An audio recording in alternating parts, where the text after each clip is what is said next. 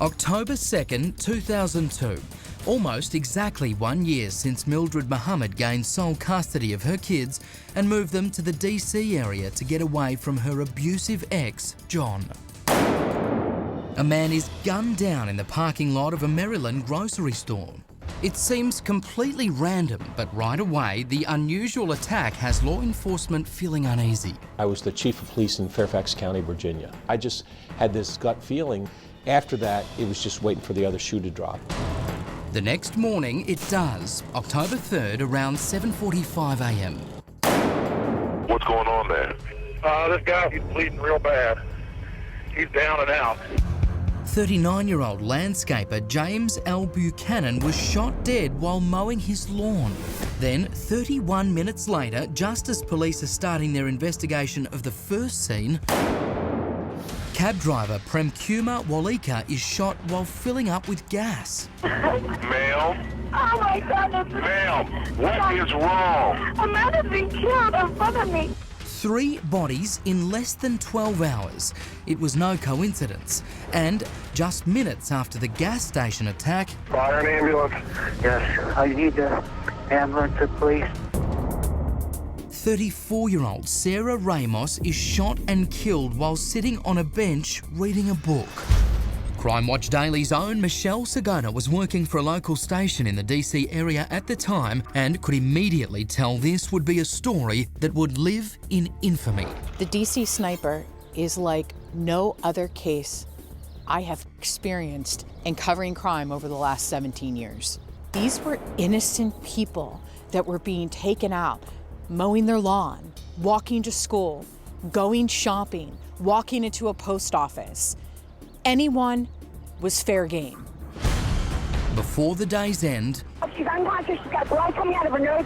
2 more people would lose their lives. 911 emergency. Yeah, we get a guy just shot out here. 6 dead in less than 24 hours. No clues left behind, nothing at all to connect the victims. The next day, the city wakes up to a new reality. You'd see people park their car and run into a store or run into a building because they didn't want to be out in the parking lot for too long. I was afraid to get gas in my car. No one would go to work. Kids were staying home from school. It was craziness. We were all scared. We were all trying to figure out who is doing all these shootings. It was really close to where we were living. But the authorities seem powerless to stop the bloodshed. 911, what's your emergency? We've had a lady shot in our parking lot. This is Michael's in Fredericksburg. You had this feeling of dread all the time. At the time, we didn't know how or what was going through this person's mind, how they chose their victims, where they were going to show up. It was just absolutely overwhelming. And then, 3 days later, an attack designed to show the public that nowhere and no one was safe. 13-year-old Iran Brown is shot right in front of his school. He survives, but if there was any shred of security left in the community before, it was completely obliterated with that one shot. Never in my mind that it was my dad. Never. Like, I never, ever thought in my mind that, well, maybe that's the reason why we're not seeing him. Like the rest of the country, Mildred Muhammad was also living in fear of a madman with a gun. She just had no idea it was the same man. The profile that they gave us was 2 Caucasians in a white box truck. So I was looking for that, but I was looking for John too. My security level just went through the roof because now I have 3 people to worry about instead of just 1. We certainly were really focused on that white van for a long time. That turned out to be bad information, but I think part of what added to this dynamic was the fact that we didn't know who we were looking for at that point. Then, October 9th, police find their first real clue, a shell casing and a tarot card next to the school shooting. Other clues would follow, including DNA lifted from a crime scene note and a possible eyewitness account of the suspect's car. Then, unbelievably, a call taunting authorities placed by Lee Malvo himself. Good morning. Don't say anything. Just listen. Where are the people that are causing the killing in your area? Look on the terror card. It says, call me God. Sir, I need to refer you to that Montgomery County Police Hotline. We're not investigating a crime. Would you like the number? Incredibly, Lee's call gets lost in the chaos of the investigation. We were getting hundreds of tips and got thousands of tips over the course of the 3 weeks.